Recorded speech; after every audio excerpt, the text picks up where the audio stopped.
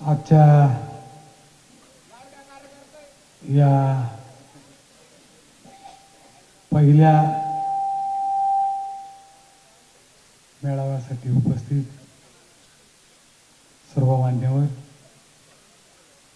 त्यात खास करून उपस्थित असलेले शिवसेनेचे जिल्हा प्रमुख आदरणीय सुधाकर बाबू गुजर, आदरणीय दत्ताजी नाना गायकवाड, आमचे मार्गदर्शक माझे आमदार आदरणीय वसंत भाऊ गीते, आदरणीय जयंत भाऊ दिंडे, आदरणीय डी.जी. सूर्यवंशी साहेब, महेश भाऊ बिडवे, माझे स्नेही आदरणीय विलासांना, व्यासपीठावर उपस्थित असलेले सर्वच मान्यवर. काय तुम्ही अजूनही पालकत्वाची वाट पाहताय? 95,000पेक्षा अधिकच्या कुटुंबाचे आयुष्य आनंदाने भरले आहे. आजच कॉल करा आणि मिळवा फर्टिलिटी ट्रीटमेंटवर सूट आणि सर्वांना द्या आनंदाची बातमी. उशीर खूप झालाय आणि नेहमीप्रमाणे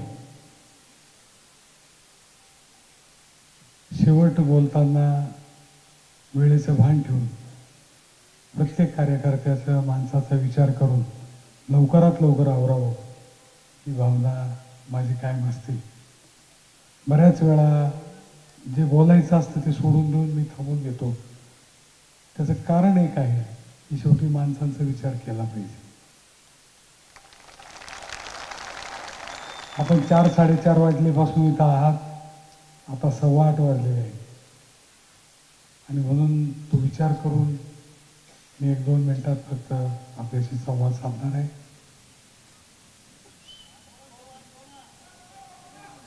आपल्याला 49 दिवस बोलायला आहेत, त्यामुळे आज सगळंच बोललं पाहिजे असं काही नाही, परंतु काही भावना व्यक्त करणं गरजेचं आहे.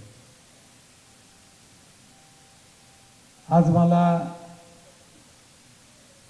10 वर्षापूर्वीचा काळ आठवतो,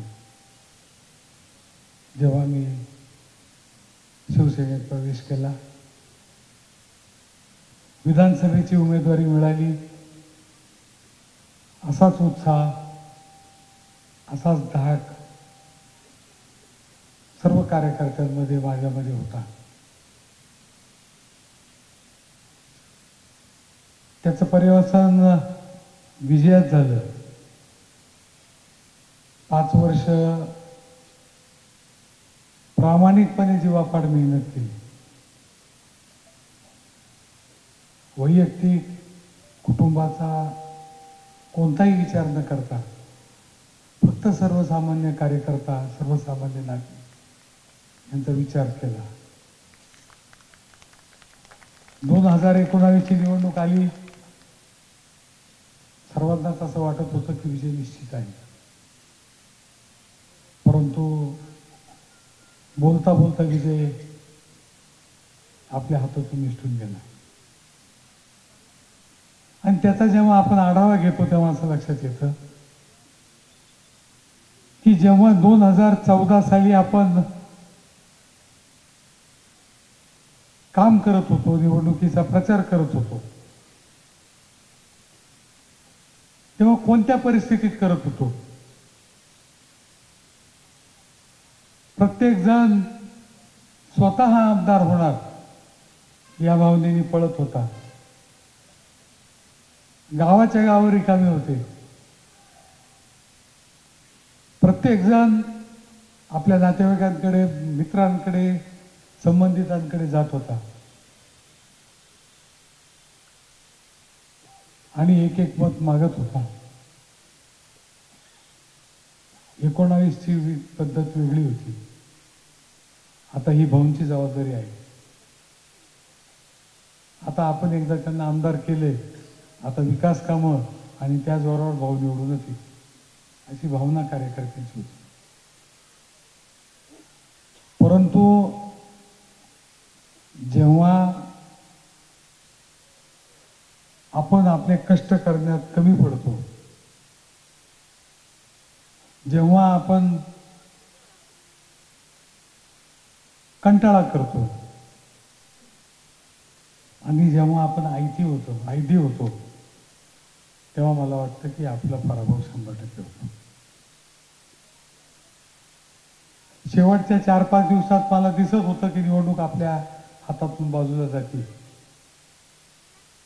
परंतु कार्यकर्त्यांचा उत्साह जसा 14 साली होता तसा 19 साली नव्हता. आपण जिंकलो ही फुशारकीची भावना होती आणि गर्वाचं घर नेहमी खाली असतं, त्याप्रमाणे पराभव झाला. मला वाटतं 2014 साली सारखी आजची परिस्थिती मला दिसते. आपण 19च्या पराभवातून शहाणे झालेलो आहोत असं मला वाटतं. आणि म्हणून ज्या पद्धतीने आपण 2014 साली काम केलं त्याच पद्धतीने 2024 साली काम करावं लागणार आहे, कारण ही लढाई खूप मोठी आहे. 3 लाख मतदारसंघाचा मतदारसंघ आणि 19 लाख मतदान असलेला मतदारसंघ याच्यात जमीन आसमानाचा फरक आहे.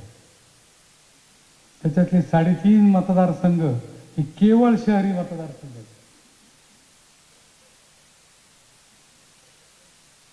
तिथे मला कोणी ओळखतं का नाही ओळखत मला माहित नाही. ती ओळख निर्माण करून द्यायची जबाबदारी मला वाटतं तुमची आहे. कारण शहरात राहणारे माणसं त्या शहरात एकाएकी येऊन बसलेले नाहीत. आपल्याच ग्रामीण भागातून माणसं तिथे गेलेली आहेत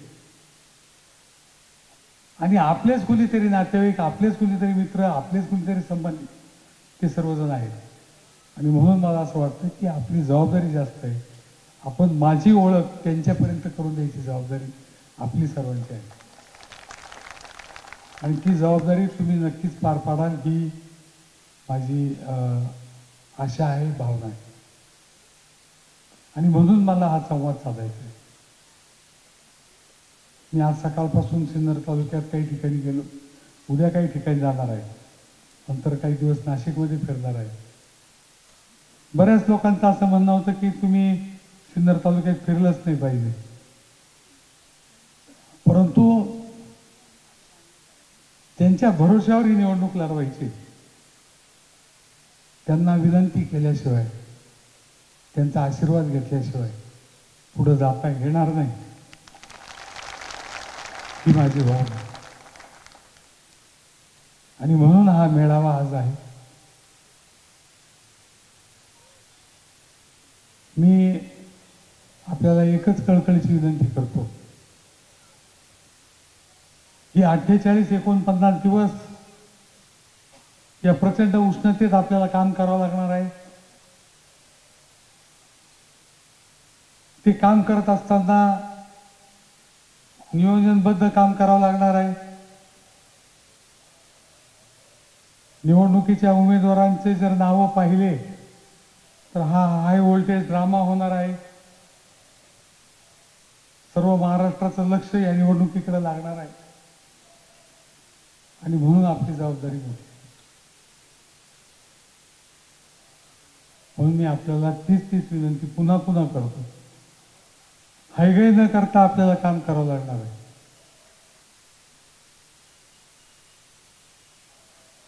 मी या निमित्ताने एकच सांगू इच्छितो की आजपर्यंत भ्रष्टाचाराचा किंवा कसलाही आरोप माझ्यावर झाला नाही.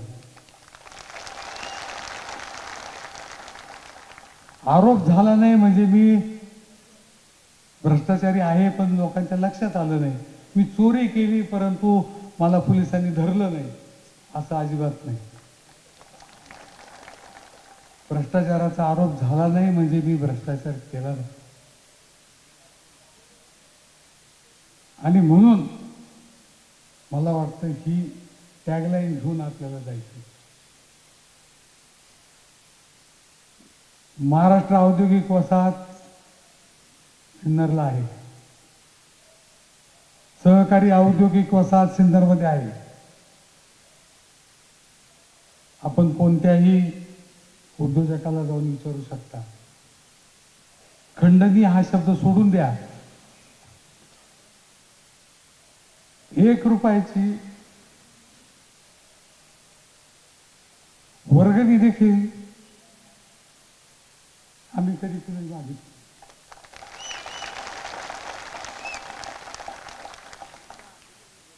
छत्रपती शिवाजी महाराजांची जयंती असो, महात्मा ज्योतिबा फुलेंची जयंती असो किंवा डॉक्टर बाबासाहेब आंबेडकरांची जयंती असो, कधीच कुणाकडून पैसे मागितले नाही. आम्ही वर्गण्या काढल्या, कमी पडल्या त्या आम्ही टाकल्या, परंतु हे उत्सव मोठ्या दिमाखात साजरे केले. आणि म्हणून मला एक सर्वांना सांगायचं आहे तर याच पद्धतीने काम आपल्याला पुढे करायचं. जे छोट्या स्वरूपात सिन्नरमध्ये होतं तेच मोठ्या स्वरूपात नाशिकमध्ये आपल्याला करायचं. नाशिकचे प्रश्न वेगळे आहेत, परंतु एकच गोष्ट मी दरवेळेस सांगतो, पत्रकारांनी मला बऱ्याच वेळा विचारलं, मी तेच सांगतोय त्यांना की सिन्नर तालुका हा एक मॉडेल तालुका आहे. सिन्नर एक छोटंसं शहर आहे. रेकॉर्डला लोकसंख्या 65,000 आहे, परंतु 1.5 लाख लोक कमीत कमी इथे राहतात. म्हणजे नागरी समस्या किती मोठ्या आहेत हे आपल्या लक्षात येईल. 2 औद्योगिक वसाहती आहेत, त्याच्यामुळे कामगारांचा प्रश्न, उद्योजकांचे प्रश्न हे सर्व मला ज्ञात आहे. साकेत गट हा आदिवासी बहुल आहे, त्यामुळे आदिवासी समाजाचे काय अडचणी आहेत हे देखील मला माहीत आहे. तालुका दुष्काळी आहे, काही भागात जास्त पाऊस पडतोय, त्यांच्याही समस्या वेगळ्या आहेत. आणि म्हणून ज्या समस्या नाशिक मतदारसंघात आहेत त्या सर्व समस्यांच्या छोट्याशा प्रमाणात अनुभव 5 वर्षाचा माझ्याकडे आहे. आणि म्हणून हा एक नवीन कोणीतरी चंद्रावरून माणूस आला आणि नवीन काहीतरी करायला पाहतो असं नाहीये. ही सगळी जाणीव मला आहे. फक्त मेहनत घ्यायची ताकद, मेहनत घ्यायची जी गरज आहे ती माझ्यामध्ये आहे. मी आजपर्यंत प्रचंड मेहनतीवर प्रपंच असो किंवा राजकारण असो, आर्थिक बळ सोडून या निवडणुका लढणे आणि माणसं निवडून येणे, माणसं निवडून आणणे, हे जे सगळी किमया झालेली आहे ही केवळ मेहनतीच्या जीवावर झालेली आहे. आणि म्हणून आज या सर्व नेते मंडळांना विशेष वाटत असेल की ही माणसं असे कसे आहे.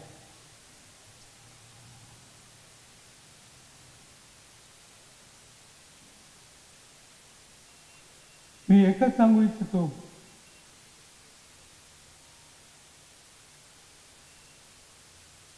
हे असे आहेत म्हणूनच मी असा आहे.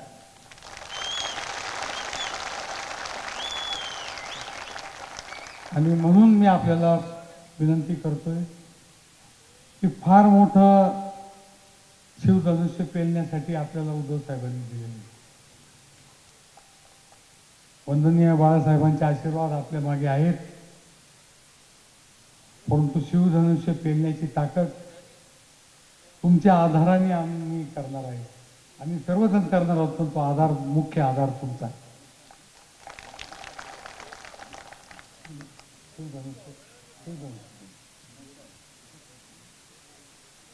मी धनुष्यबाण अजिबात म्हटलेलो नाही. मी धनुष्यबाण अजिबात म्हटलेलो नाही.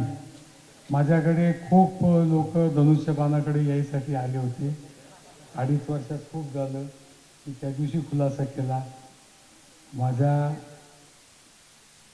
तोंडाला कधीही लाळ सुटली नाही. मोठमोठे स्वप्न दाखवले, विकासाचे स्वप्न दाखवले, आर्थिक नियोजनाचे स्वप्न दाखवले, परंतु आर्थिक नियोजन मला वाटतं मला जमलंच नाही.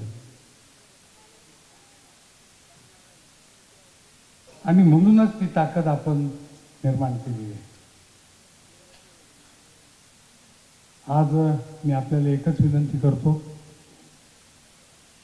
की येत्या नाही, आता दरवेळेस ते चुकतं, आपल्याला वाटतं 15 दिवसात निवडणूक आहे. 20 मे रोजी जी निवडणूक होणार आहे त्या निवडणुकीत मशाल या चिन्हाच्या समोरचं बटन दाबायचं.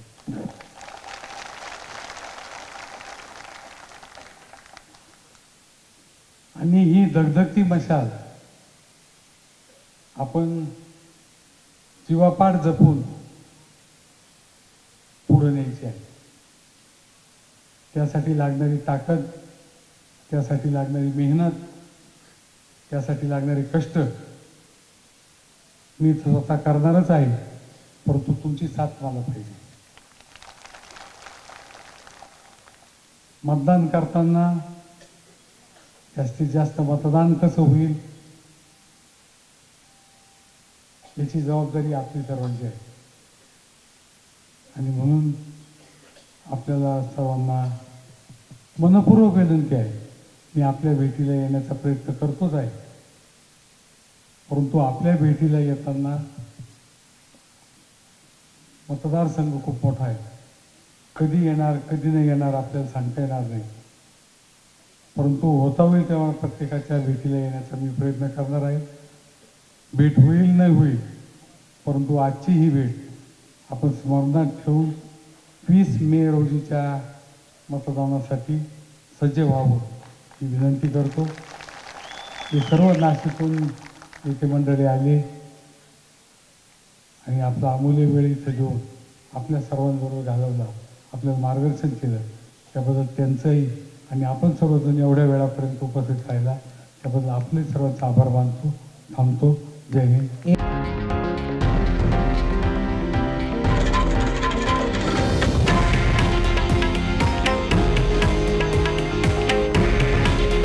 हे आहे देशातील नंबर 1 न्यूज नेटवर्क आणि आपण पाहत आहात TV9 मराठी.